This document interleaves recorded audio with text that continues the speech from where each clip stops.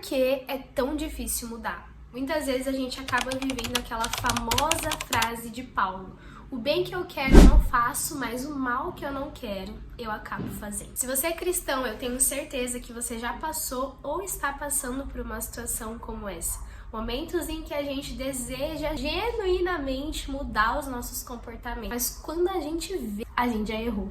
E vamos ser bem sinceros que é bem difícil a gente lidar com essa realidade, sabe? Porque dentro de nós existe de fato o desejo de mudar. Existe de fato o desejo de ser diferente, o desejo de agradar ao Senhor com as nossas atitudes, mas é como se houvesse algo que nos impedisse. E quando Paulo falou essa frase lá em Romanos 7, ele estava dizendo que, embora ele quisesse acertar, existia uma lei que atuava nele, que era a lei do pecado. E que essa lei do pecado o fazia tropeçar. Agora aqui fica uma questão pra gente pensar e pra gente refletir. Se Paulo era cristão, e vamos combinar que ele era um baita de um cristão, ele era uma referência, ele era aquela pessoa que ele podia olhar pros outros e falar assim: me copiem, porque eu estou copiando a Cristo. Por que Paulo disse que a lei do pecado estava atuando nele, sendo que ele já era um cristão convertido ao evangelho? Na minha opinião, o entendimento desse assunto, o entendimento disso, nos ajuda a caminhar para um lugar de uma verdadeira mudança de vida, sabe? Então, nesse vídeo eu quero refletir com você sobre o que Paulo estava querendo dizer e qual o significado, qual o impacto dessa verdade na minha e na sua vida. A verdade por trás dessa passagem é que todos nós, todo ser humano, nasce num mundo caído. A partir do pecado de Adão e Eva, eles foram expulsos do jardim do Éden e eles foram colocados no mundo. Só que o mundo já era um mundo caído, um mundo cheio de pecados, um mundo cheio de corrupção. E todo ser humano, quando nasce, já nasce no mundo caído. Isso significa que quando nós nascemos, a lei do pecado está agindo em nós. E é por isso que nós precisamos de um novo nascimento. Quando nós entregamos a nossa vida a Cristo, quando nós confessamos Jesus Cristo como nosso Senhor e o nosso Salvador, a Bíblia fala que nós temos um novo nascimento. Antes, nós nascemos na carne, mas agora nós passamos a nascer do Espírito. Só que, quando Jesus veio para a Terra, Ele não nos tirou da Terra. A Bíblia fala que Ele vai voltar. Quando Ele voltar, o nosso corpo será glorificado, então nós seremos 100% santos como Ele é santo. Mas nós ainda não chegamos nesse momento. Então hoje, quando nós nos entregamos para Cristo, temos um novo nascimento, a Bíblia fala que o nosso espírito nasce de novo.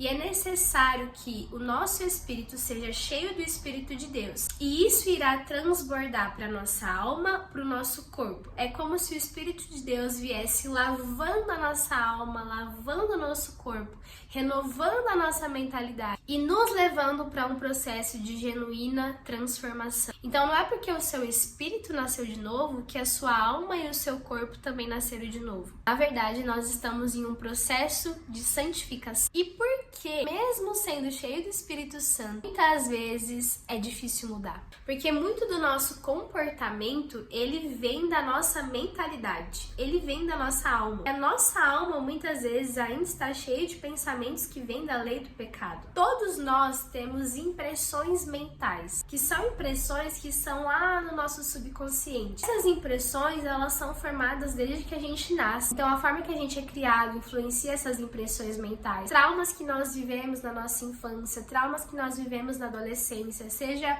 na escola, com amigos, com familiares, tudo isso vai determinar quais são as impressões mentais do nosso subconsciente. E o nosso subconsciente, aquilo que está lá no íntimo do nosso ser, vai determinar as nossas ações. Então é por isso que, embora a gente saiba o que é correto, embora a gente queira fazer o correto, muitas vezes a gente acaba fazendo o que é incorreto, porque ainda existe uma lei do pecado atuando dentro de nós. E se essa lei ainda está atuando em mim, então como de fato eu posso mudar genuinamente? Na mesma carta que Paulo vai falar sobre a lei do pecado atuando dentro de nós, ele também fala sobre como se lançar a esse processo de mudança genuína. Nossas impressões mentais é como se elas fossem arquivos mentais. Pensa assim que no seu cérebro tivessem vários armários com várias gavetas. Nessas gavetas estão alguns arquivos mentais. Esses arquivos é arquivado tudo aquilo que vem na sua história.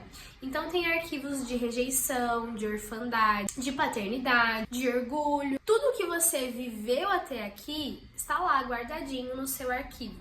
Quando algo acontece, a sua primeira reação, a sua reação inconsciente, ela vem de origem com aquilo que está arquivado lá na sua impressão mental. Então é necessário que haja uma troca de arquivos para que você venha reagir de acordo com a palavra de Deus.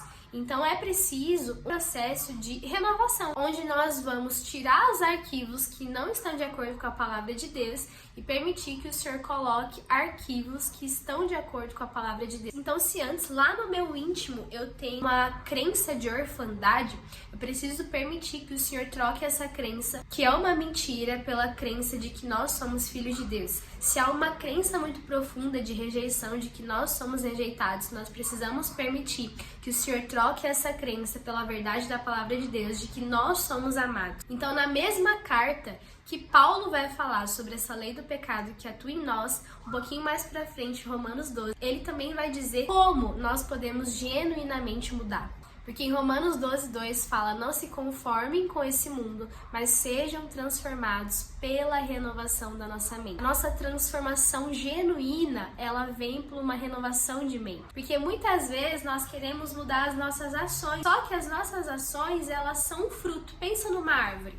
Uma árvore de maçã. A maçã é o fruto, só que esse fruto, ele vem lá daquela raiz que um dia foi plantada, que um dia foi semeada. Se nós queremos de fato caminhar para um lugar de mudança, a gente precisa começar a tratar das nossas raízes.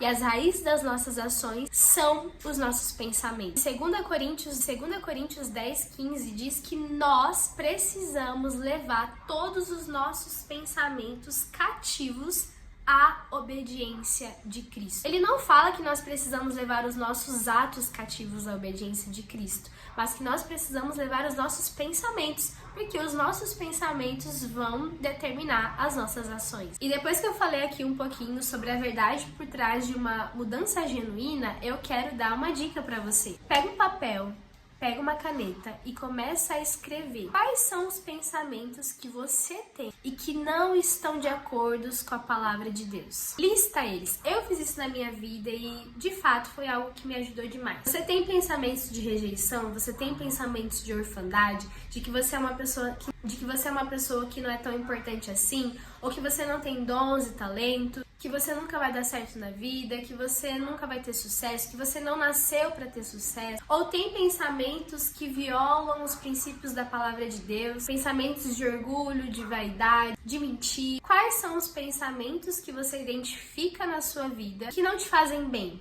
Lista todos esses pensamentos. Depois, na frente, você vai fazer uma linha e você vai listar o contrário. O que é o oposto desse pensamento? Então, por exemplo, o pensamento de orfandade, o oposto é um pensamento de que eu sou filho de Deus. Lista todos os pensamentos contrários. Depois disso, você vai pesquisar. Você pode pesquisar na internet mesmo, versículos chaves, abrir a sua Bíblia e ler.